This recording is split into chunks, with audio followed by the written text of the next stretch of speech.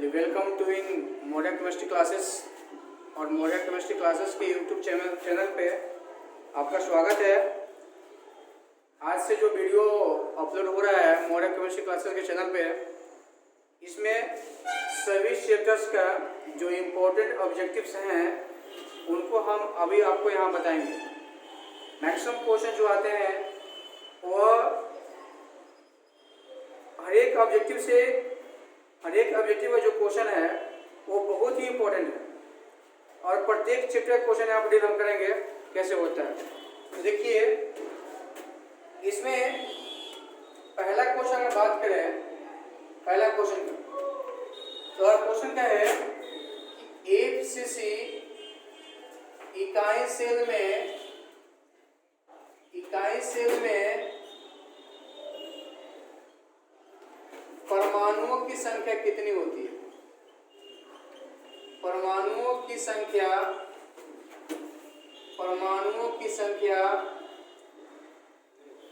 कितनी होती है?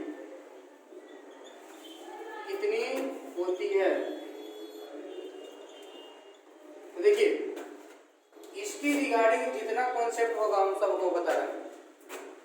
देखिए, जो इकाई सेल होता है वो होता है एससीसी, जिसको कहते हैं सरल घनीय इकाई सेल। सरल घनीय इकाई सेल।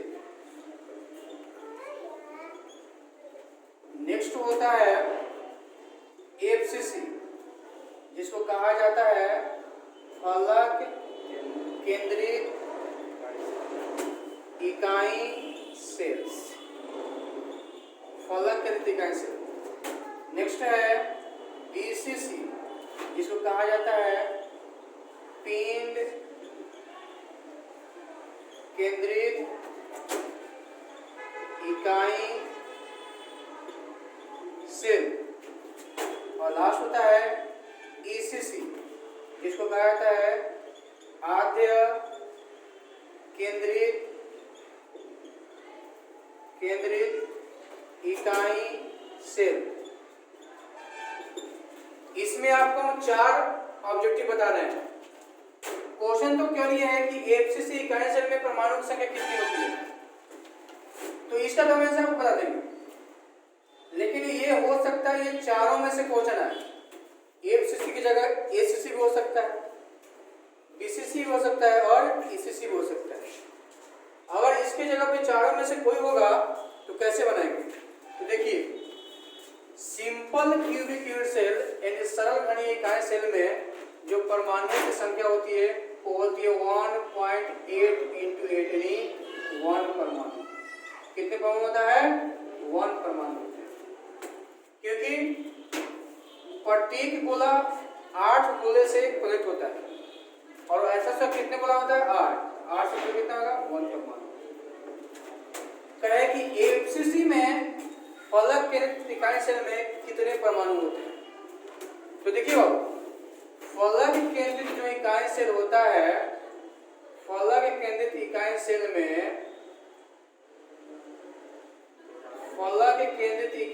में जो परमाणु यानी गोला होता है वह कॉर्नर के अलावा प्रत्येक फलक के केंद्र पे होता है।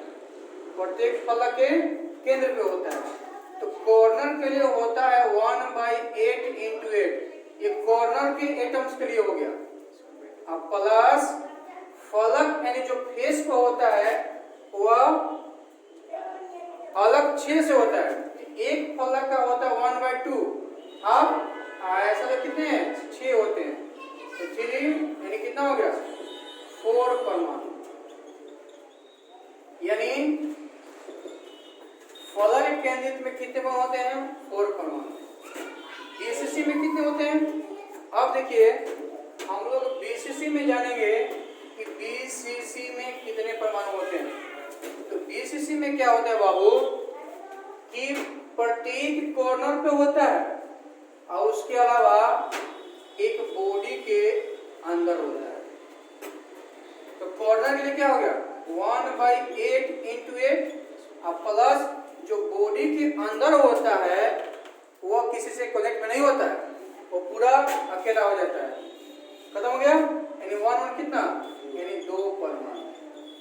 कितना परमाणु, 2। अगर कहे ईसीसी, तो ईसीसी में देखिए क्या होता है। इस ईसीसी में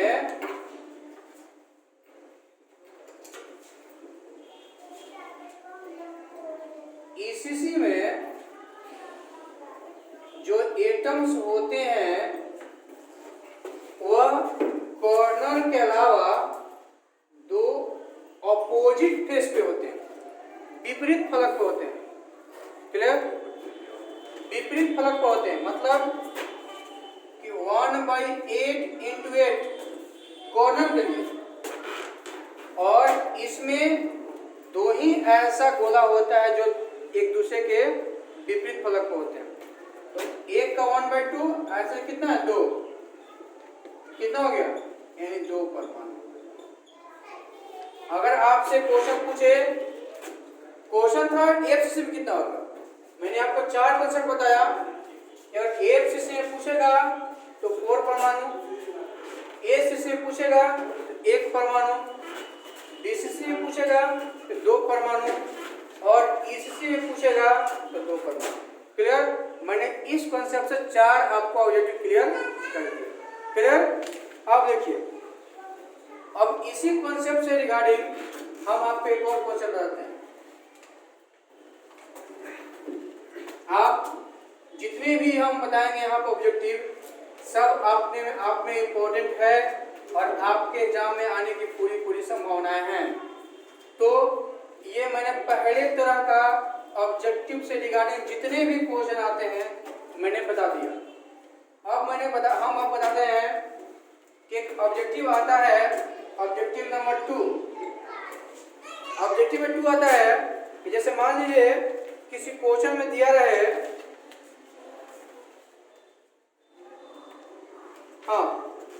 क्वेश्चन में दिया, मान लीजिए एक क्वेश्चन है, घनीय संरचना में परमाणु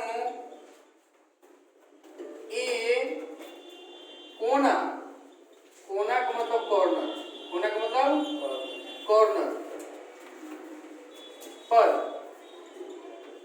पर तथा बी फलक यानी फेस के केंद्र पर है, केंद्र पर है। तो यौगिक का सूत्र है, तो यौगिक का क्या सूत्र होगा, क्या सूत्र होगा। क्लियर, तो देखिए इसका ऑप्शन ए है ए बी, ऑप्शन बी है AB3, ऑप्शन सी है ABC, और सी में ऑप्शन है AB2, और डी में ऑप्शन है A2 एंड B2। इससे देखिए ये तो ठीक है, ये क्वेश्चन कर लिया, लेकिन इससे रिगार्डिंग जितना क्वेश्चन पूछेगा वो सब आपको यहाँ बताएंगे। ठीक है, तो क्वेश्चन क्या कह रहा है कि कोई घनीय संरचना है जिसमें परमाणु एक कोना पे है। कहाँ पे है, कोना पे। कॉर्नर के लिए बाबू हम बताए थे कि कॉर्नर एक कॉर्नर पे है, तो कॉर्नर के लिए होता है 1/8 × 8। ये कितना होगा, 1 परमाणु, यानी एक कितना है, 1 है। और दूसरा कह रहा है कि बी कहाँ है, फलक के केंद्र पे है, फलक के केंद्र पे है, यानी बी जो है वो फलक के केंद्र पे, कहाँ है, फलक के केंद्र पे है, फलक के केंद्र पे है, यानी फलक के केंद्र पे है। तो जब फलक के केंद्र पे होता है, तो जब फलक के केंद्र पे रहेगा तो बाबू उसका 1/2 होता है। क्योंकि अगर हम बात करें एक गोला यहाँ रखे तो हाफ गोला इसके अंदर, हाफ गोला इसके अंदर होता है, कि 1/2 अब पूरा फलक 6 को होता है, तो 2 3 6 कितना हो गया 3 परमाणु हो गया। यानी आपका हो गया 3 परमाणु कहाँ फलक के केंद्र पे। आइए यौगिक क्या होगा, यौगिक क्या होगा, एक पूछ रहा है कि यौगिक का क्या सूत्र होगा। तो यौगिक पहला ए है और दूसरा में क्या है, पहला कंपोनेंट ए है, दूसरा क्या है बी है। ए का कितना परमाणु 1 A1 और बी कितना 3। ए भी 1 नहीं भी लिखिए तो चलेगा, यानी ए बी 3 यानी ऑप्शन नंबर ए। बात समझ गए। अगर ऐसा होता बाबू, इसके रिगार्डिंग हम बताएं कितने क्वेश्चन आ सकते हैं।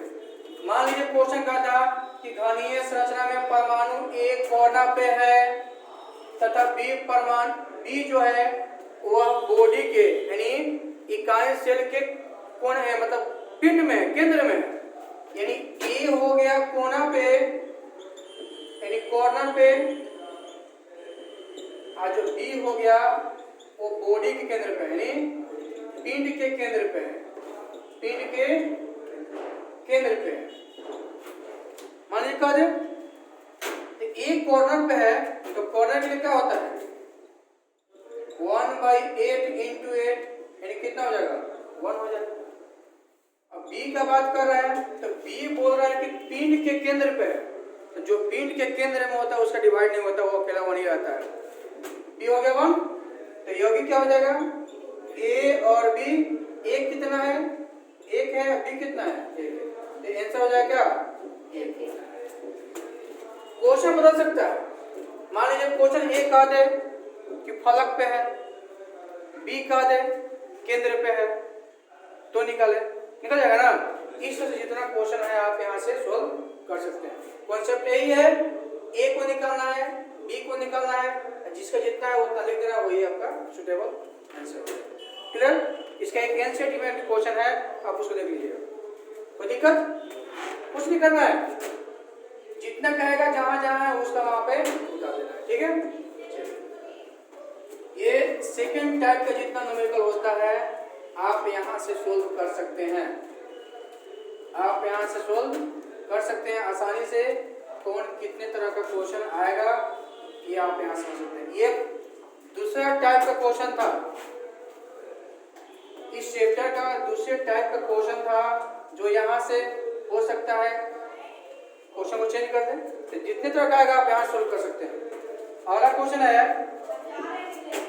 तीसरे टाइप का क्वेश्चन कि बीसीसी की संकुलन क्षमता कितनी होती है।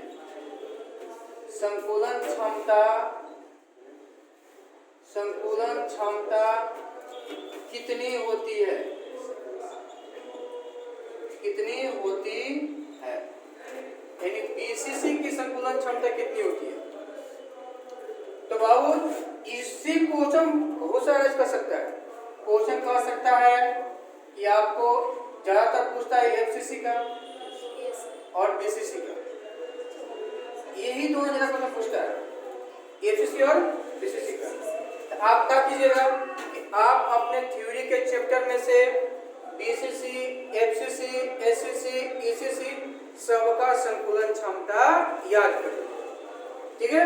जैसे एफसीसी का संकुलन क्षमता होता है 74% और बीसीसी का संकुलन क्षमता होता है 62%। क्लियर।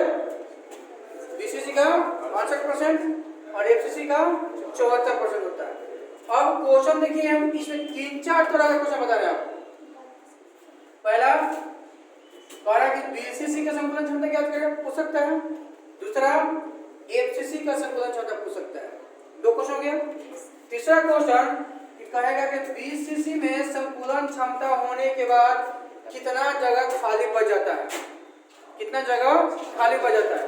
तो संकुलन क्षमता पूछेगा तो 68%, और खाली जगह पूछेगा तो 100 में से घटा देगा, 100 और -68 कितना परसेंट है 32% जगह खाली बच जाएगा। आंसर हो जाएगा 32। क्लियर। अगर कहे कि एफसीसी का संकुलन क्षमता के होने के बाद कितना जगह यानी कितना जगह खाली बच जाता है, कितना आयतन खाली बच जाता है, तो क्या कीजिएगा 100 में से घटाए कितना 74%, कितना बचेगा 26%। बात को समझ गए? इससे 3-4 क्वेश्चन आता है, आप यहाँ से क्वेश्चन को सॉल्व कर सकते हैं। ये कितने टाइप का था? इससे टाइप का क्वेश्चन था, ठीक है। अब देखिए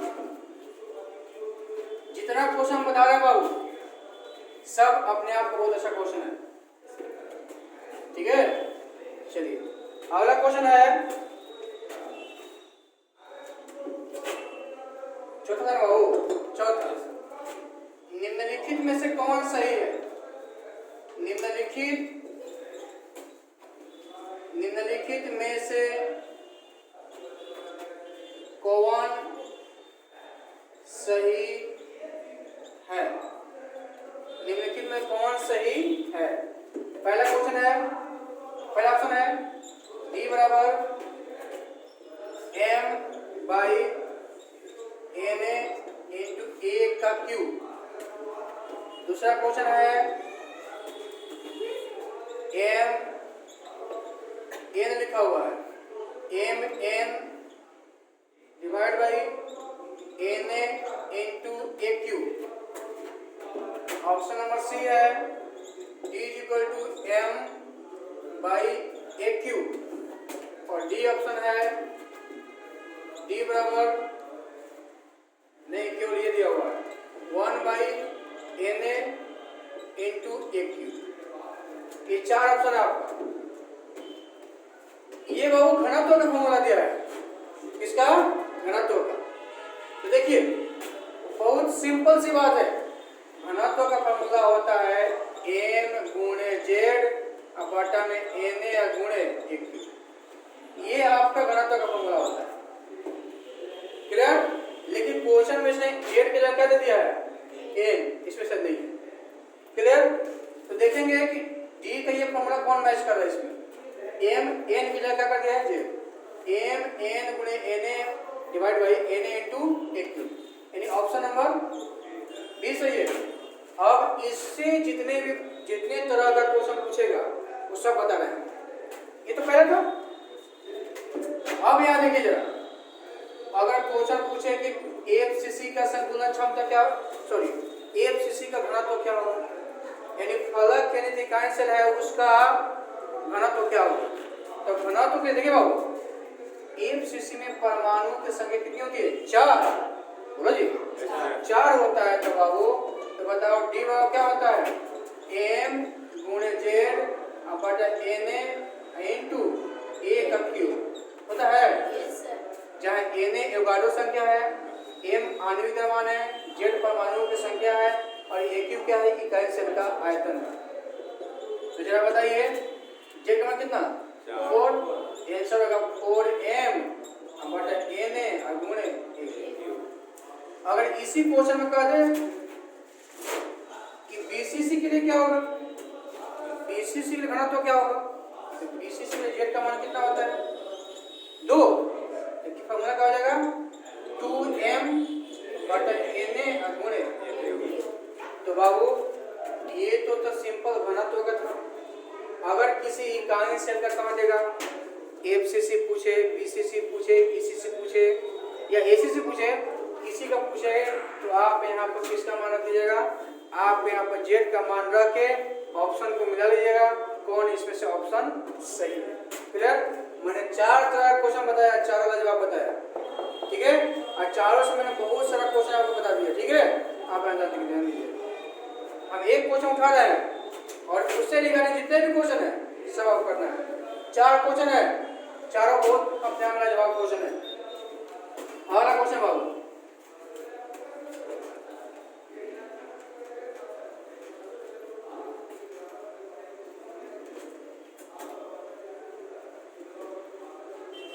अब हम एक और क्वेश्चन बता रहे हैं। देखिए क्वेश्चन नंबर 5। क्वेश्चन नंबर 5 का आता है, ये देखो, मूल क्रिस्टल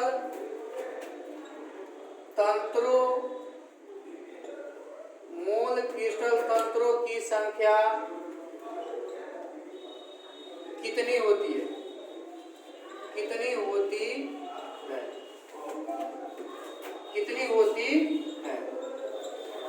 तो बाबू देखिए, वो ऑप्शन है 6, बी में है 7, सी में है 5 और डी में है 4। तो मैंने बताया था कि मूल क्रिस्टल तंतुओं की संख्या कितनी होती है, 7 होती है। अब 7 के इससे क्वेश्चन हमें सब बता रहे हैं, इसे कितने तरह क्वेश्चन पूछ सकता है। पहले ही हो जाएगा, इसी में क्वेश्चन आता है कि ब्रेबस चालकों की संख्या कितनी होती है। ब्रेबस चालकों की संख्या कितनी होती है, उसका आंसर हो जाएगा 14। दो क्वेश्चन हो गया, 2 क्वेश्चन हो गया यहाँ पे। अगला क्वेश्चन बोल देगा कि सातों तो होता है, तो सातों कौन कौन होता है, उसका केस पूछ देता है। जैसे घनीय, चतुष्फलकीय, ऑर्थोरॉम्बिक, तीन-ताज, तिकोना-ताज, इसे होता है ना, इसे 7 को होता है। तो 7 में अक्सर क्वेश्चन आता है घनीय का और ऑर्थोरॉम्बिक का। तो मान ये क्वेश्चन है कि निम्नलिखित में कौन सा घनीय का केस है, कौन, मान ये क्वेश्चन है कि घनीय इकाई सेल के लिए, इकाई सेल के लिए कौन सही है, कौन सही है।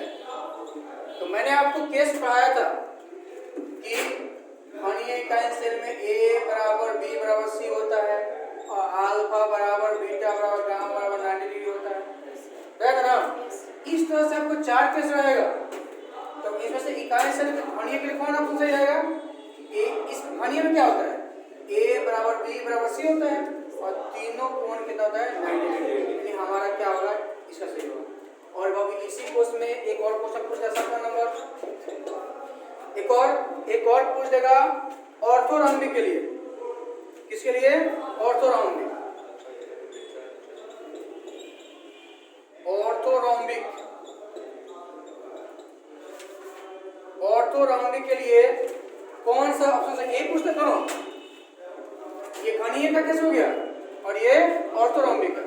पूछेगा कि ऑर्थोरॉम्बिक के लिए तो कौन सही है। तो ऑर्थोरॉम्बिक में होता है A not equal to B not equal to C but alpha beta बराबर 90 डिग्री। क्लियर। तो बाबू इसमें कितना क्वेश्चन बता दिया हम, मूल केस कितना होता है, ब्रेबस चालक कितने होते हैं, इसे पूछे घनीय का सेल में कौन सा सही है, ये और ऑर्थोरॉम्बिक है। हो सकता है 7 में से कोई और पूछ ले, आप उसको याद कर लीजिए, ठीक है। क्लियर, और कोई दिक्कत। आप देखिए बाबू इस चैप्टर से कितने तरह कौन कौन क्वेश्चन, मैंने जितना क्वेश्चन बताया सब अपने आप में बहुत अच्छा क्वेश्चन बताया और सब क्वेश्चन आने वाला बताया, ठीक है। एक और क्वेश्चन है, एक और क्वेश्चन आता है निम्नलिखित में से कौन सा क्रिस्टलीय ठोस पदार्थ है और अक्रिस्टलीय ठोस पदार्थ है। एक क्वेश्चन पूछता है, देखिए क्वेश्चन तो पूछ सकता है कौन सा क्रिस्टलीय है और कौन सा अक्रिस्टलीय। एक क्वेश्चन देते हैं यहाँ पे, क्वेश्चन 7 है बाबू, कितना था, 8 थे, थोड़ा सा इंक डाल देते हैं बाबू, इंक खत्म कर देते हैं। देखिए एक क्वेश्चन है कि निम्नलिखित में से कौन सा अक्रिस्टलीय ठोस पदार्थ है,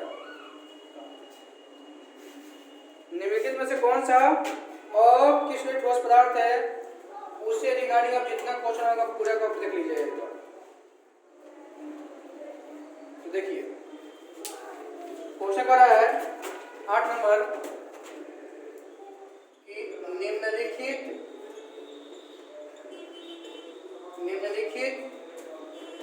में कौन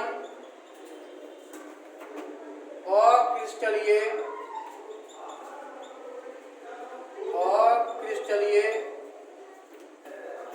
ठोस पदार्थ है, अक्रिस्टलीय ठोस पदार्थ है, ठीक है। देखिए पहला ऑप्शन है सिलिकॉन कार्बाइड, दूसरा ऑप्शन है ग्रेफाइट,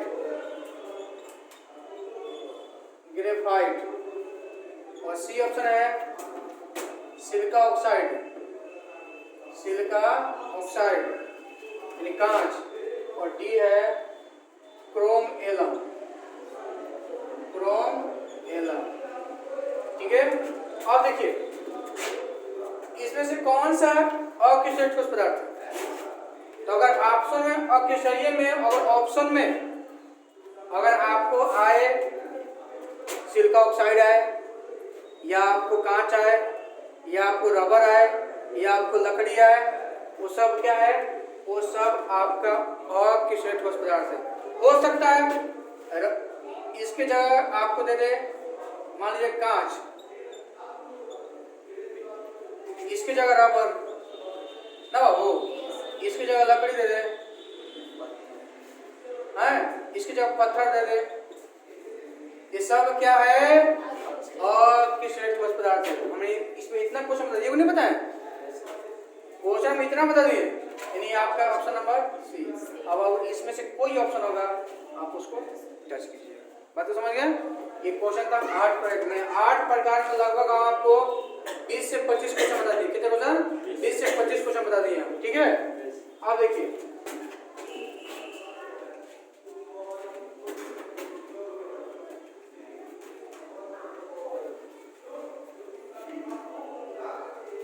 ध्यान से और एक दो क्वेश्चन देख लेते हैं।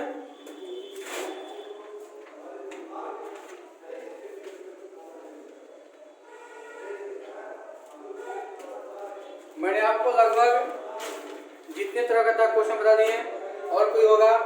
ये तो ठोस अवस्था का चैप्टर का मैंने आपको बताया ऑब्जेक्टिव। अगले क्लास में इससे और कुछ अगर ऑब्जेक्टिव होगा तो आपको बताएंगे, और अगले लेक्चर में जो डलाएगा वो होगा चैप्टर बिलियन का, ठीक है। चलिए आज इतना है।